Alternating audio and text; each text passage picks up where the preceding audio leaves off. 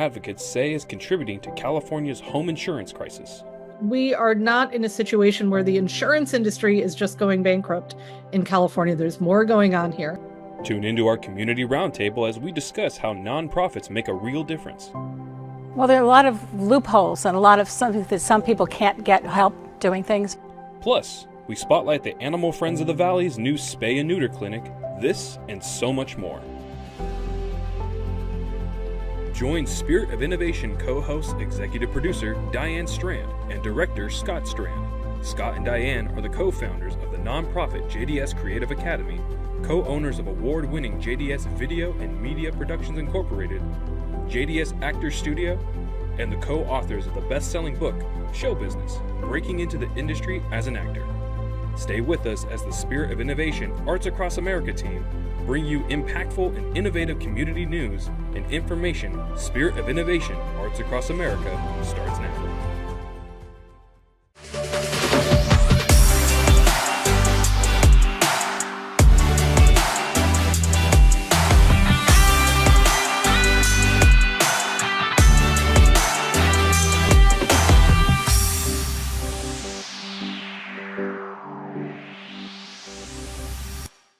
Welcome to August Spirit of Innovation Arts Across America. Summer is really just flying by. We hope you all had a safe and fun July. When temperatures soar like they have been lately, we know that California fire season is here. Unfortunately, there are currently over 15 wildfires burning in our state, and this includes the Park Fire in Northern California, which has grown to almost 400,000 acres. Along with the wildfires also comes structure loss and damage. Many homeowners living in or near fire-prone areas have seen their insurance rates go up. But did you know that some insurers are not only having longer and higher prices, they are not even doing policies in California? We look into what a consumer advocate group says are the root causes of the challenges in the home insurance market, and what they say needs to be done to solve the issues. In 1988, insurance rates were going up, and California consumers responded at the ballot box with Proposition 103.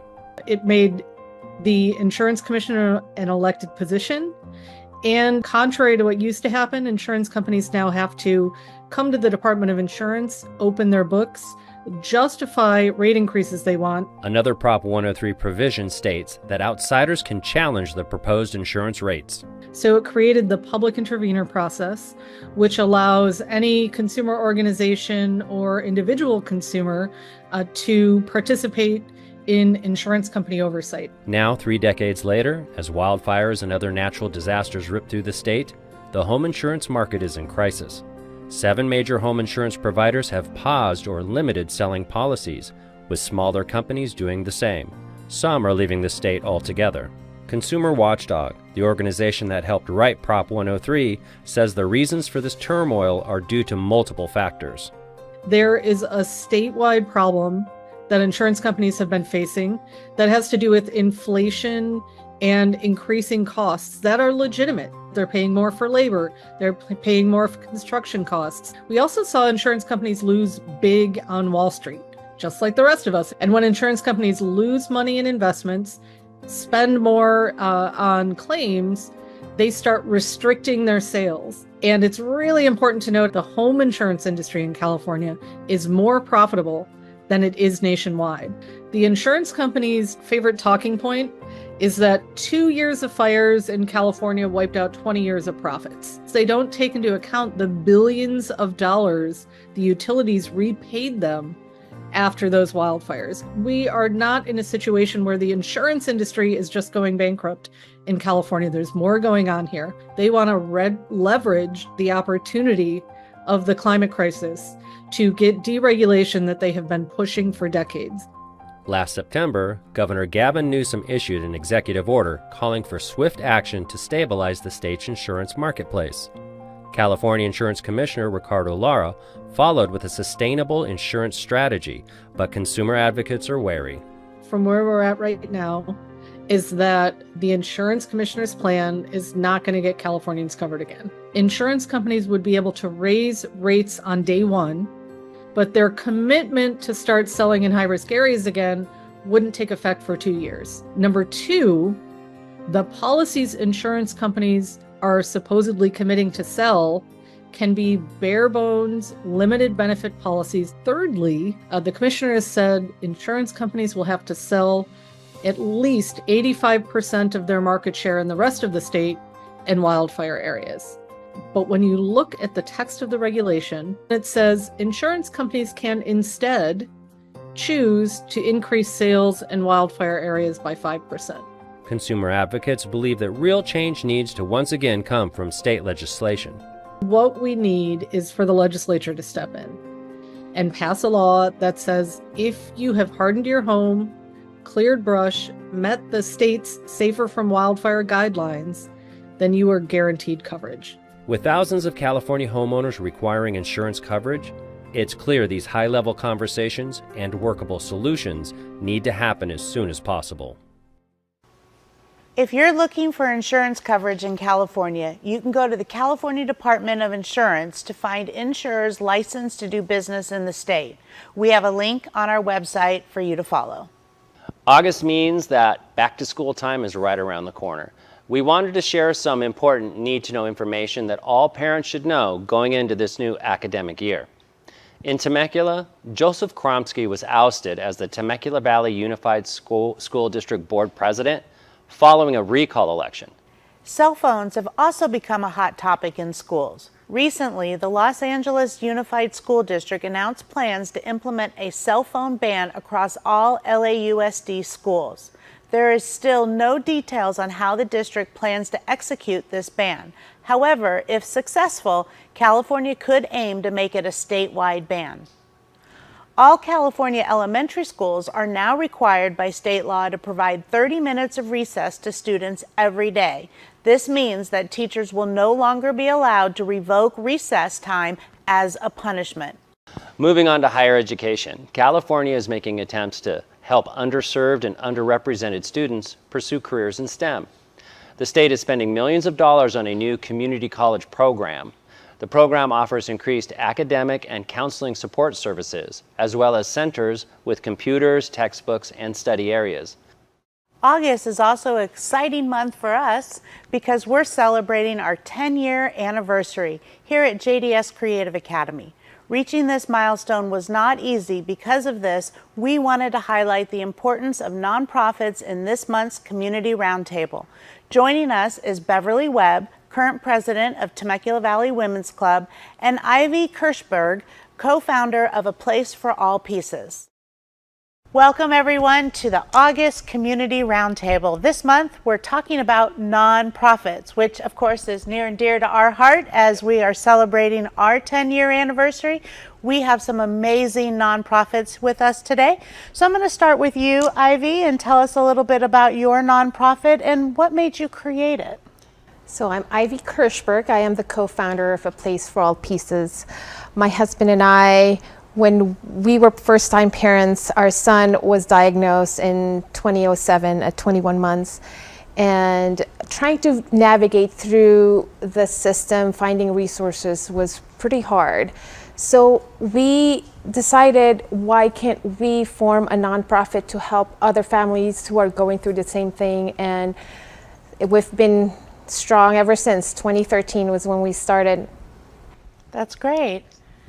Bev, tell us a little bit about working with Temecula Valley Women's Club and what got you involved. When I moved to California 12 years ago, right away I got involved with the committee because they were doing things, outreach, and I'm used to reaching out. I taught school for 40 years, so I was used to being out there and doing things for people and helping people. Well, that's wonderful. I love it. I love the community of the different ways that nonprofits, whether it's a community nonprofit or a self-founded nonprofit, which is similar to Scott and I, that has now become a community organization. So that's really great. So as we talk about community, why are nonprofits so important to the community? Well, there are a lot of loopholes and a lot of something that some people can't get help doing things, or we help the local high schools and we help the libraries, and we give, our biggest thing is giving scholarships every year. That's why community is so important. So how have you found community to be important in building your nonprofit? Having a nonprofit helps galvanize connections, and we really have found that we get to grow our network. Do you feel your mission has evolved since you first started the nonprofits? After many years, we found that it can't just be limited to people with a spectrum diagnosis, because it is a spectrum. We have embraced other disabilities because we learn from each other, no matter what background they are from. Yeah. How about you? Do you feel you've evolved in the years you've been with the And nonprofit? somewhat, but our basic goal was always to help educationally wise and culturally wise. We work with the local libraries and local bookstores. We actually volunteer at the bookstores. We do a lot of things with Animal Friends of the Valley. We help them build their new clinic. We do a lot of things for everyone around. And it's rewarding for us, and we enjoy doing it. Can you share like a success story, one that really stands out to you? Oh, there are many, many. I think the scholarships probably is the biggest one, having from the college, because kids go off to college. And we also have a program where we give students who are going to a trade school or a nursing school or something like that. And that's a recurring scholarship. Awesome. Great. What are some successes that you can share with us? Inclusion. Our Peer Buddy program has been so successful, and it goes outside of our nonprofit. You got a really big cash infusion and donation from 100 Women Who Care. Can you tell us a little about that?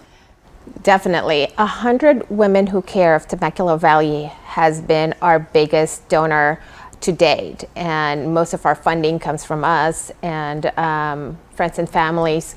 So finding grants is a little new to us, so maybe Beverly can help us figure that out later. I was in education for 40 years, so writing grants was one thing we had to do, and you learn the system of how to do it. It's hard, though. Our biggest fundraiser is the home tour, which is in November. And do you have any events coming up that are fundraisers for you? Not so much fundraisers, but our next big event is the World Cubing Association competition. This would be our second time that we're hosting the competition in Marietta, so that's pretty exciting. And when is that? It will be on October 26th from 8:30 to 5. Well, great. Well, you guys have some great events that you should be looking out for. Make sure you attend the home tour and check out the Cube competition. And of course, we want to invite you all to come out to our 10-year anniversary, which is happening on August 8th, and as well as our Haunted Studio fundraiser coming up in October. So support your local nonprofits, get involved, whether it's time, money, or just liking and sharing their stuff on social media. We're all grateful for that. With that, it's the end of the Community Roundtable. We'll see you next time. Thank you, Beverly and Ivy, for all the incredible work you both do with your nonprofits. What you just watched were the edited highlights. You can catch the full conversation on our website next week, spiritofInnovation.org. Animal Friends of the Valley has been serving the Riverside County area for decades. They recently opened a new spay and neuter clinic that they hope will cut down on the number of unwanted litters. Our SOI team member, Stefano Alaya, has more. We are at Animal Friends of the Valleys in Wildomar, California. This nonprofit shelter is a wonderful place to find your new best friend. They offer a variety of services including pet licensing and vaccinations. Their new low-cost spay and neuter clinic opened in April and has become a much-needed resource for the community. Building this clinic was so important because the cost of spaying and neutering has gone up so much that most people can't afford it. And when they can't afford it, then they don't get it done, and what happens is we end up with unwanted litters, and those unwanted litters usually end up here. We give them affordable costs so that they will get their animals spayed and neutered. These unwanted litters have become a huge issue. Animal Friends of the Valleys housed over 8,600 stray dogs and cats last year. Most people say, I'm not going to spay her because she stays in her backyard, or I'm not going to spay him because he never gets out. But it always happens. Get them spayed and neutered, because the only way to stop shelter euthanasia is to spay our way out of it. Animal Friends of the Valleys spay and neuter appointments can be booked online. Dogs typically cost between $100 and $200. Cats are a bit cheaper, usually between $60 and $100. We are booking out about 3 months at a time right now, so it is taking a little while to get in there, but as soon as the next month opens, people will be able to jump right on there. There are people that cannot do it online. If those people will call, we'll actually help them schedule it on online for them. As a nonprofit, Animal Friends of the Valleys relies on grants and other donations to allow people to apply for financial assistance. We have grants from large corporations like Petco. We've been getting a lot of grants from them.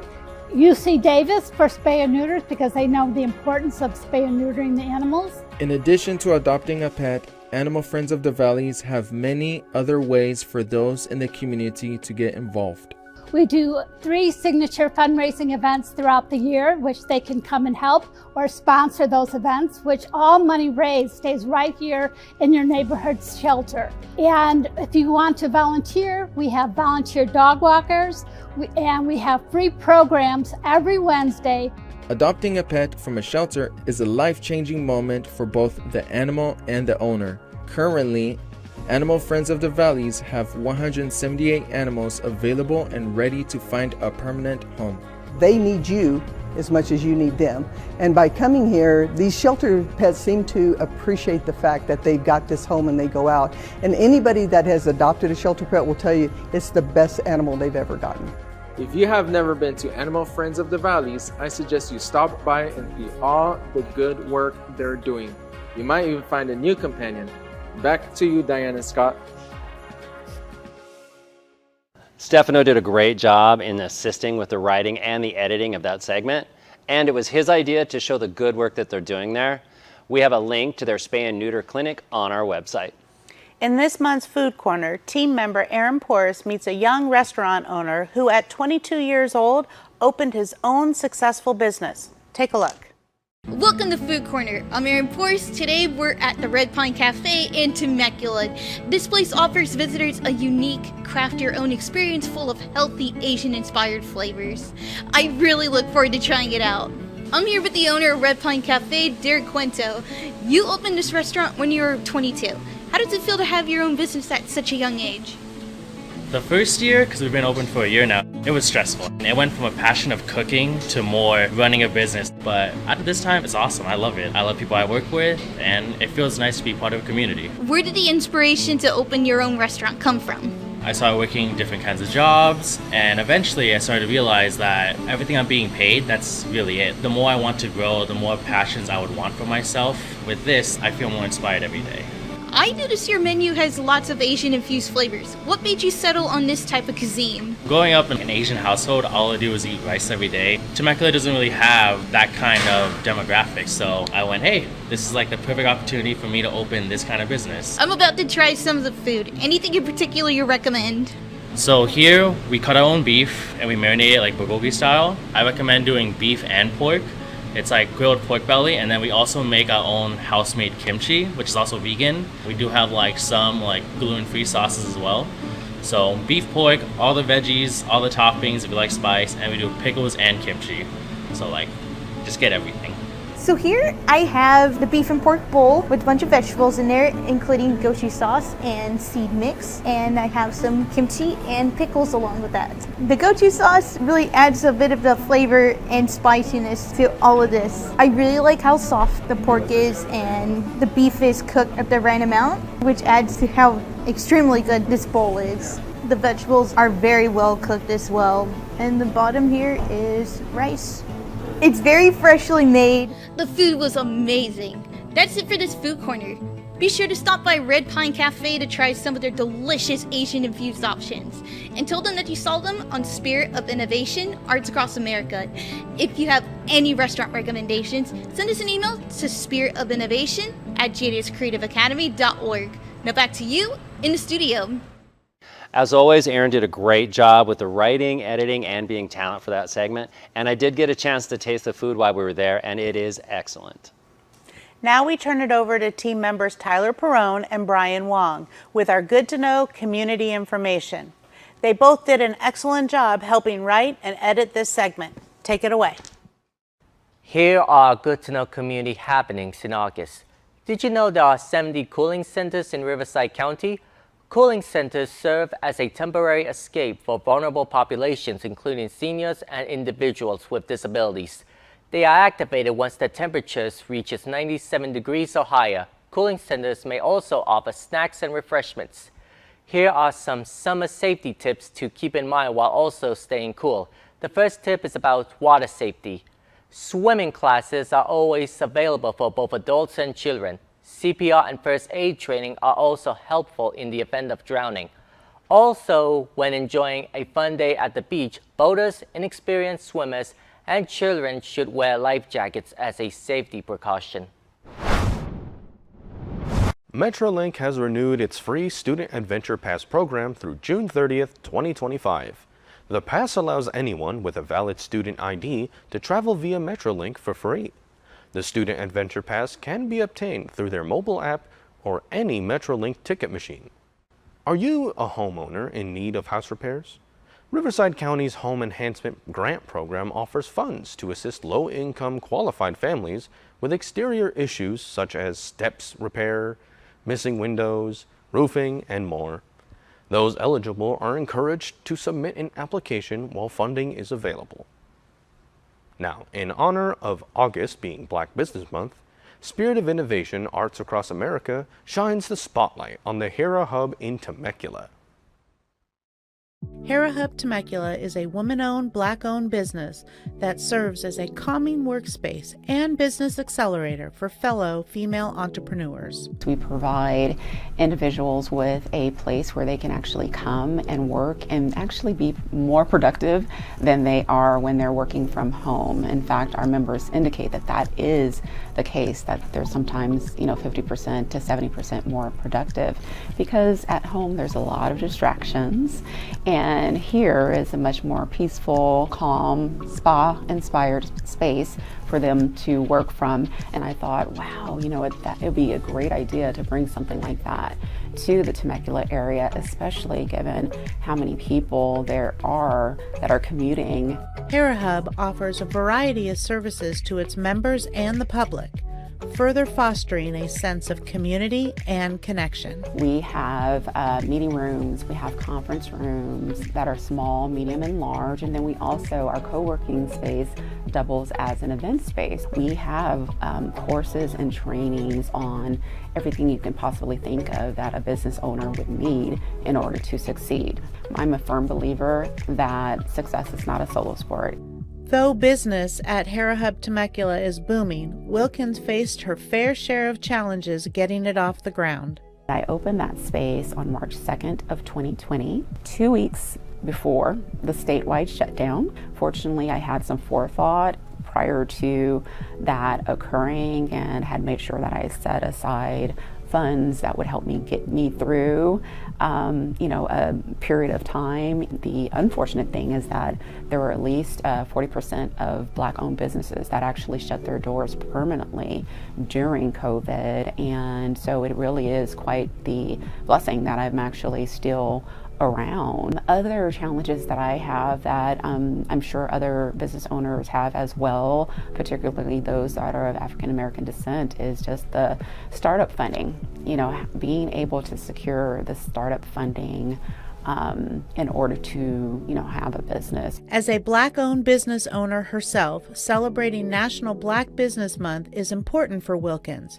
With the recognition, she hopes that other fellow Black business owners will continue to feel supported and uplifted. We're so few Black-owned businesses, and it's important for that sake of community that we know who they are in our communities. It just reminds us that, oh yeah, be on the lookout, or who in our community is a Black business owner. Let me give them a quick call and and see what they're up to and what needs they may have. And you just never know. I think it's one of those situations that becomes a win-win for everyone. Although Black Business Month is recognized in August, the hope is that the raised awareness and support will continue year-round, which benefits the entire community. If you want to support Black-owned businesses, an excellent resource is the Riverside County Black Chamber of Commerce. We have more info about them and Hera Hub as well, and links to other resources on spiritofinnovation.org. As we gear up to celebrate our 10-year anniversary for the nonprofit, we wanted to take one more fun trip down memory lane and share a look at all JDS Creative Academy has accomplished in the last decade. So sit back and reminisce with us one more time. JDS Creative Academy is a vision 10 years in the making. Scott and Diane Strand officially kicked off the nonprofit with a red carpet event on August 8th, 2014. Since then, they've kept their foot on the gas. Fall classes launched in August 2014, followed by Script to Stage Summer Camp in 2015, and JDS's first haunted studio a year later. In 2017, JDS Creative Academy debuted its signature event, DigiFest Temecula. This 3-day multimedia extravaganza connects Hollywood with creative talent here in the Valley, now a staple in Riverside County for content creators. 2018 brought many exciting additions to JDS. The multifaceted organization introduced its unique hands-on video production job training program created to assist and train adults with developmental disabilities to develop professional soft skills along with technical skills, creating a career pathway in video and multimedia. JDS designed the first of its kind, local broadcast news and information magazine TV show for Riverside County that now has a national audience, Spirit of Innovation, Arts Across America. As a nonprofit, JDS Creative Academy prioritizes giving back to the community, giving away $10,000 a year through scholarships. Over the last decade, JDS Creative Academy has exceeded beyond anyone's expectations. The JDS family can't wait to show you what they do next. The best is truly yet to come. If you're local, we invite you to join us for the ribbon cutting honoring our 10-year anniversary. It's happening right here at our studio in Temecula on August 8th at 1 p.m. Now it's time to look ahead as we prepare for our fall classes. From script writing and filmmaking to backstage production and musical theater, there is something for everybody.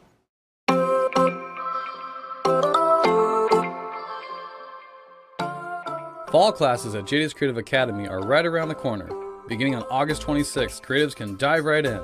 Explore script writing, backstage production, filmmaking, acting, musical theater, and more. Develop new skills, discover your passions, make connections, and engage in the creative enrichment that our programs have to offer. Don't miss the opportunity to design, build, and haunt for the annual JDS Haunted Studio fundraiser. Fall classes culminate in a presentation of all our students' work at JDS Creative Academy's Winter Showcase. Be a part of our musical theater's production of The Addams Family. Auditions are August 29th. Everyone will get a part. Enroll in a class now at jdscreativeacademy.org.